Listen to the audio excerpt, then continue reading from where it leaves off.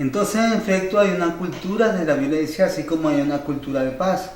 La cultura de la violencia usted la puede observar en la televisión, en los programas de radio, en las canciones de la radio. Cuando una canción, como ciertos tipos de reggaetón, se refiere de una manera tan grosera, tan procaz, tan vulgar sobre las mujeres, esa es una forma de violencia.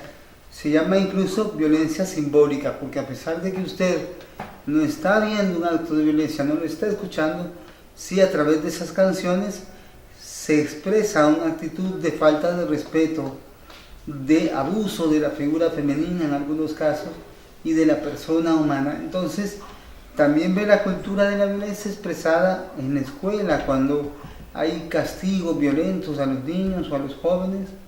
Se ve mucho también en ciertos lugares como los centros militares de adiestramiento, los cuarteles donde se trata muy mal a las personas. Y hay toda una cultura violenta de resolución de conflictos. Esa es la manera tradicional de resolver los conflictos. Dos personas que tienen posiciones enfrentadas, en vez de dialogar, en vez de conversar, en vez de sentarse y poder exponer sus puntos y llegar a consensos y acuerdos, lo que hacen es casi inmediatamente insultarse, gritarse, a veces empujarse, golpearse e incluso tomar las armas para defender su punto. Esta es una manera interpersonal de resolver conflictos, porque vaya, alguien que esté peleando con otra persona y en el fragor de la discusión saca su arma, le dispara al otro y termina con la vida. No solo termina con la vida, terminó con el conflicto, pero no necesariamente en la mejor manera. Hay otros métodos de resolución de conflictos más tradicionales que son el empleo, por ejemplo, de lo que llamamos el sistema de justicia. Es decir, tenemos un sistema judicial. Allí los ciudadanos llevan sus controversias, es decir, presentan demandas para poder obtener una sentencia dictada por un juez competente que pueda darle la razón. Generalmente, cuando hay conflictos vecinales, la gente va donde el juez de paz. Si el conflicto escala y puede presentarse una demanda ante un juzgado, en este caso el juzgado departamental o seccional competente, entonces se hace frente a ese juzgado y se deja que sea la autoridad en la que dirima el conflicto. Muchas veces la gente va a la policía o a la fiscalía a presentar denuncias contra otras personas. Esto es lo normal y la persona lo que tiene que hacer es presentar pruebas, muchas veces testificales, personas que hayan visto cómo se originó el conflicto, pruebas documentales. Si alguien, por ejemplo, le debe a otra persona una cantidad de dinero que está escrita en una letra de cambio, presente esa letra de cambio ante el juzgado para que se pueda hacer ejecutiva esa letra de cambio, es decir, para poder cobrar ese dinero. Asimismo, hay inspecciones oculares que hacen los jueces. Van al lugar, digamos que una persona ha construido un muro en su propiedad, pero este muro le está impidiendo el acceso a la luz. A la persona agraviada, esta persona puede ir y solicitar que se ordene a través del juzgado que ese muro sea pues disminuido para que pueda verse la luz. Es decir, hay una serie de pruebas que se pueden presentar para establecer que uno tiene la razón en un conflicto. ¿Cuál es el problema con esta forma tradicional de resolver conflictos? Que muchas veces si una persona recibe una sentencia condenatoria en la cual se les obliga, por ejemplo, a pagar alimentos, a reconocer a un niño, a pagar una deuda, a construir o destruir una obra que está afectando a otra persona, el que en ese momento es condenado por el juzgado probablemente no va a estar muy contento con eso, no se va a sentir feliz por ello, a pesar de que obedezca la sentencia judicial, no va a estar conforme. Entonces esto crea un problema de aplicación. Mucha gente, aunque tenga una sentencia que lo obliga a hacer algo o que lo obliga a no hacer algo, esta persona, por ser impuesta, por ser establecida esa sentencia por la autoridad, muy probablemente puede eludir la justicia también, puede dejar de cumplir el fallo, puede cumplir hasta cierta parte y otra parte no. Y entonces, ¿qué es lo que pasa? Que muchas veces la otra parte que lo ha demandado, entonces buscará lo demanda otra vez y el conflicto no se termina. En muchas ocasiones, a pesar de que hay una sentencia condenatoria, el conflicto sigue porque las partes siguen siendo enemigos, no son amigos, pues. Entonces esto muchas veces da pie o da lugar a que la cultura de la violencia permanezca. La cultura de la violencia son una serie de conceptos, pensamientos y conductas expresadas en el medio en que nos desenvolvemos. Como apuntaba en algunos canales de televisión, por ejemplo, a ciertas horas de la noche, son exhibidas unas películas, unas novelas, telenovelas, que glorifican, digamos, la imagen del narco, la imagen de un tipo que tiene mucho dinero, que tiene muchas mujeres, que tiene poder político incluso. Y esto va creando en la conciencia de ciertos jóvenes, y a veces hasta de niños, porque muchas veces los niños también ven este tipo de material, va creando la idea, el concepto de que todos los objetivos que se quieren conseguir en la vida se pueden conseguir a través de la violencia. Asimismo, vemos como también está toda esa gama de películas de superhéroes, Batman, Superman, el Hombre Araña, el Hombre Invencible, todos esos personajes, generalmente para resolver sus conflictos no se sientan a conversar, es decir, Batman nunca aparece conversando, dialogando y resolviendo pacíficamente sus conflictos con el Guasón. No, generalmente se recurre al golpe, se recurre al arma que tenga el superhéroe y a ese tipo de estrategias violentas para poder resolver el conflicto. Frente a estas dos culturas, la cultura de la violencia y la cultura de paz, la cultura de paz es aquella cultura donde los conflictos se resuelven amigablemente, donde usted establece un diálogo, una plática, una conversación con la otra persona, valorando los intereses de cada uno, porque hay que ver que en un conflicto donde hay dos partes, generalmente las dos partes creen tener la razón y así defienden sus posiciones. Por tanto, si usted, como parte de un conflicto, se pone en los pies, se pone en los zapatos, se pone en la posición contraria, va a comprender que la persona que está en este momento en contradicción con usted, pues tiene sus razones también. Entonces, cuando ambas partes llegan a tener ese consenso de entender sus intereses, los intereses de una y de otra parte, es más probable que se pueda realizar un proceso pacífico a través de la cultura de paz. La cultura de paz involucra también cierto manejo de lenguaje. En vez de hablar de la guerra contra la delincuencia, se habla de la promoción de la paz, la promoción del diálogo, la promoción de la armonía.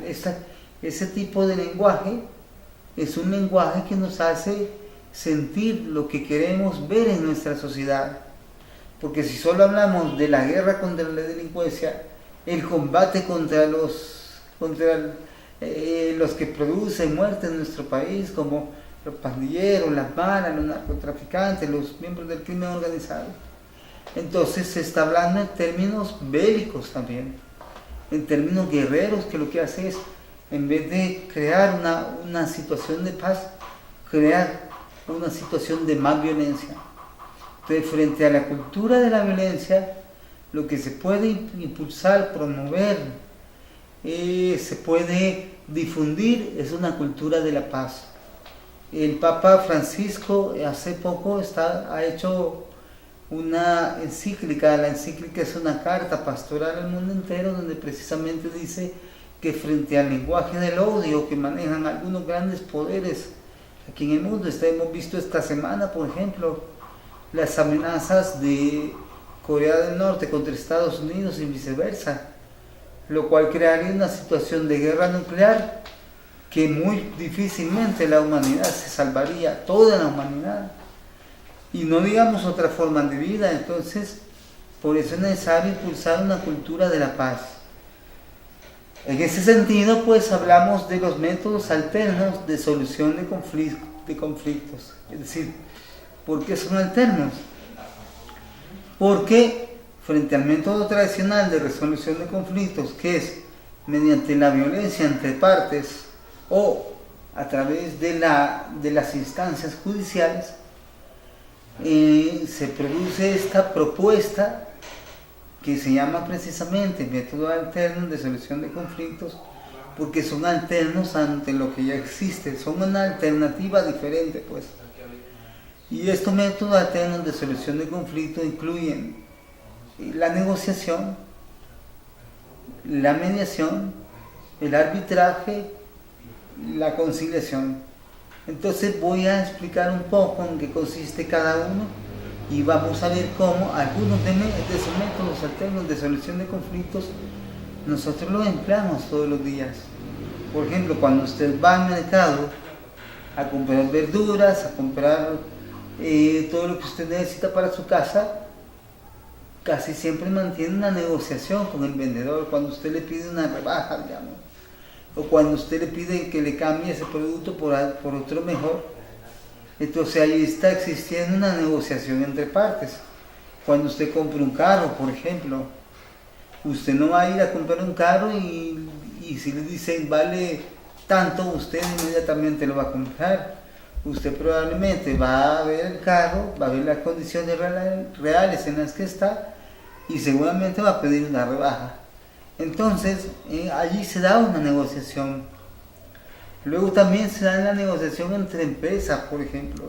Cuando una empresa negocia la plaza, negocia, es decir, tener un local en determinado centro comercial, lo negocia con los dueños del centro comercial. Pero también negocia que no haya un local que tenga el mismo rubro o giro comercial que está teniendo su empresa. Si es un restaurante, usted no va a querer que haya usted un restaurante vendiendo lo mismo que usted a la par. Entonces ahí se dan los procesos de negociación. Esto es muy utilizado a nivel de la empresa privada. Las cámaras de comercio lo utilizan mucho. De hecho, los procesos de método alterno de solución de conflictos son impulsados básicamente por las cámaras de comercio en toda América Latina. Luego está el tema del arbitraje. El arbitraje también sirve para resolver conflictos, generalmente también empresariales.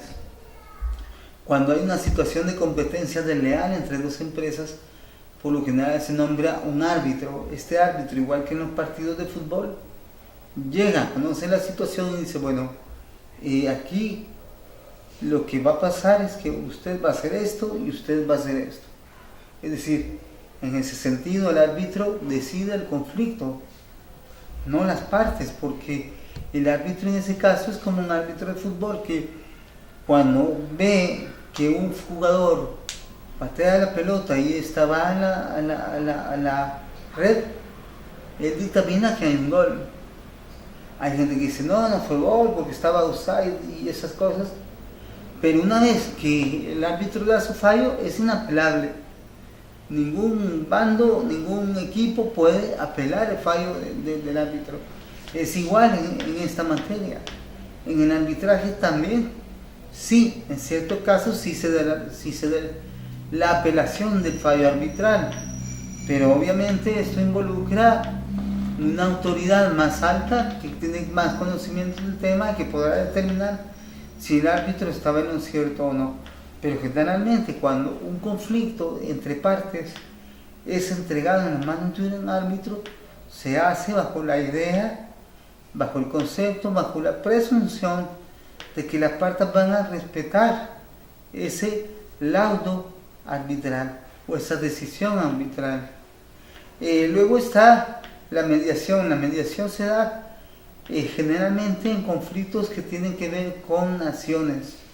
Por ejemplo, cuando hace poco vimos que este año, a principios de este año, se firmó la paz en Colombia entre la FARC, que es un ejército guerrillero, el Ejército de Liberación Nacional, ELN, y el Gobierno Nacional de Colombia llegaron a un acuerdo de paz y lo firmaron.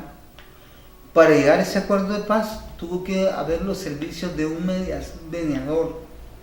En ese sentido, los mediadores resultaron ser reunirse en Cuba, por ejemplo, porque muchas veces cuando hay un conflicto entre dos naciones o entre una nación, dos frentes de guerra, entonces lo que hacen es que se van a otro tercer país, donde ahí es donde se reúnen, y el mediador les presenta una minuta, es decir, un documento donde aparece qué temas se van a discutir. Una vez que las partes llegan a un acuerdo sobre qué temas van a discutir, entonces ellos lo que hacen es que van evacuando cada uno de los puntos en procesos arduos de negociación. La paz en Colombia duró 6 años, en innumerables reuniones, donde si no llegaban a un acuerdo, suspendían el proceso de mediación y quedaban para una siguiente fecha. Cada una de las partes prepara sus posiciones cuando regresa allá a su lugar, a su país, a su organización, a su institución, y luego vuelve a continuar con el proceso de mediación hasta llegar como resultado a la paz. Pero hay que ver una cuestión importante. En estos procesos de mediación, las partes son las que llegan a resolver el conflicto. Son las partes las que coinciden, las que llegan a un acuerdo.